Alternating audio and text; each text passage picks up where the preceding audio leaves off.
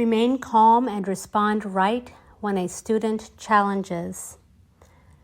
This is from a website called www.timetoteachtrainer.com. And here's the first section, responding to misbehavior. It has been said that the best offense is a good defense. Probably nowhere is this truer than when it comes to classroom management. Prevention is a key ingredient in classroom management, and the more preventative maintenance that can be done through the use of proactive strategies, the less likely teachers will be to encounter problem behavior. But even the most well-run classrooms will experience problems from time to time. For some teachers, behavior problems in the classroom will be a common occurrence or even a daily routine that results from the growing culture of disrespect, that's in quotes, that has progressively infiltrated our schools. For others, discipline problems may be rare, occurring only in unusual circumstances or situations. But regardless of their frequency, we know they are bound to occur. When challenging behavior does occur, teachers must be equipped with the necessary tools to handle such challenges in a professional, mutually respectful way that still holds offending students accountable while minimizing disruptions to learning. This is a tall order, but it can be achieved in all but the most extreme circumstances through the use of some very powerful reactive strategies. In all cases, a proper response to misbehavior begins early on in the chain of events. Teachers must commit to dealing with behavior problems when they occur by first evaluating the nature or threat of the behavior to student learning, and then by responding appropriately. Conflict is inevitable, but combat is optional, and with prompt attention paid to emergent misbehavior through early intervention strategies, up to 90% of minor pesky behavior problems can be eliminated in the classroom. Challenging misbehavior. Maintain self-control. The first type of minor problem we will address is the most egregious, when a student directly and openly challenges a teacher in front of the rest of the class. E.g., why do we have to do this? This is boring. Essential to successfully managing this behavior is the ability to first maintain self-control in the heat of the battle. Losing control and responding in anger or emotional outbursts is not only unprofessional, it results in a loss of respect for you as a teacher from your students and brings you down to the offending student's level. You lose all credibility, and your power and authority are compromised. Losing self-control equates to losing control of your classroom. It is a signal to your students that you are no longer, quote, running the show, unquote. Maintaining your self-control when confronted with disrespectful or defiant behavior is, of course, easier said than done. However, like most skills, it is a learned behavior that can be acquired through habitual practice. Ironically, then, to improve self-control, many teachers will need increased opportunities for practice.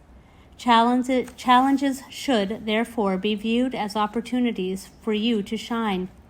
They are opportunities to demonstrate by word or silence and deed that you are the adult, in charge, calm, and assured, even though you may not be feeling any of these things at the moment.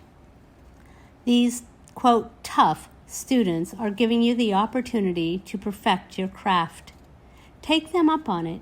Practice the strategies suggested below, and use student challenges to your authority as a way to learn how to become inoculated against them.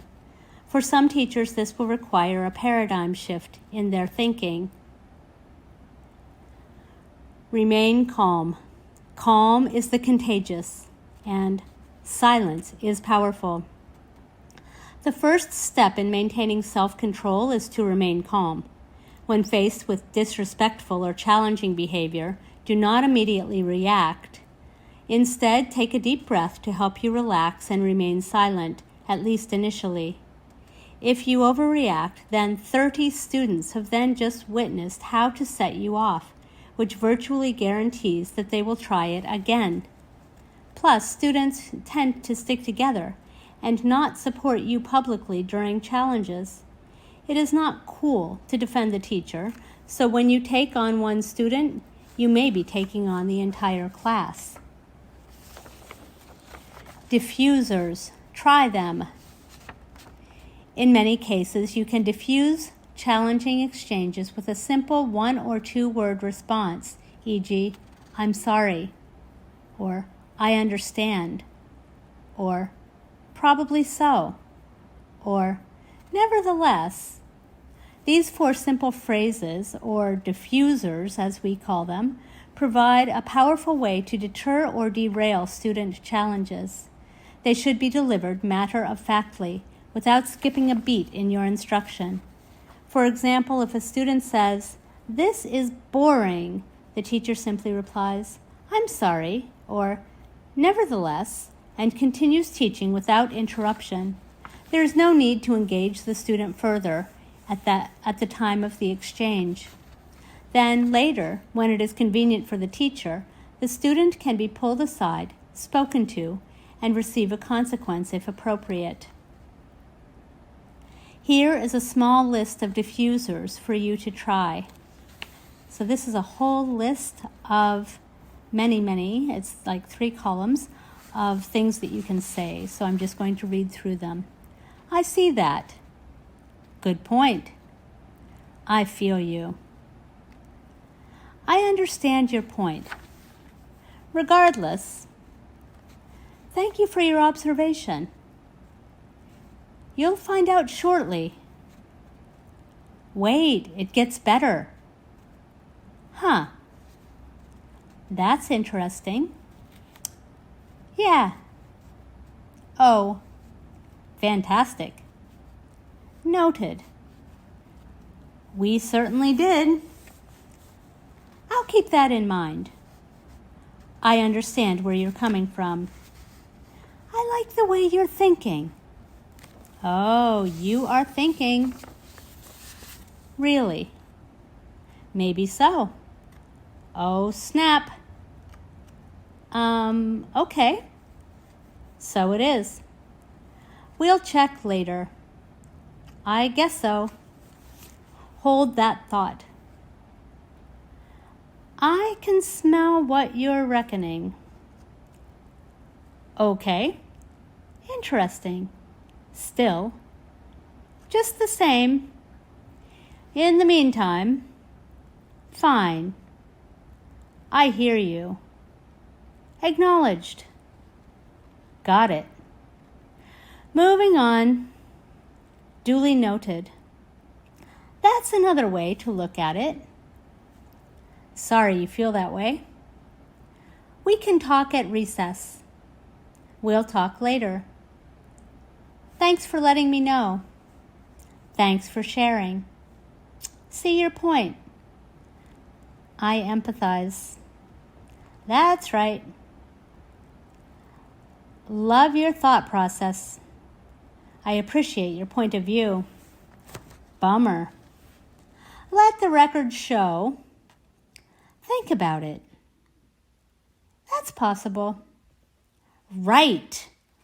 Aha. Good to know. Roger that. That's the end of the list. Student challenge teacher diffuser. Move on. The art of diffusing. Great teachers routinely diffuse challenges to teach well and also to divert attention away from certain hotspots or potential problem areas. Timing is everything.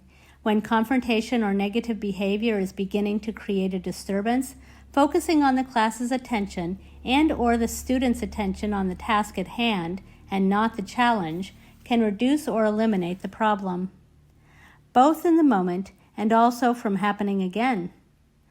This mental distraction provides opportunity for the student to give up the negative behavior without him or her knowing they have done so. Best of all, the teacher has not missed a beat and instruction continues. Use diffusers to disrupt the disruptor.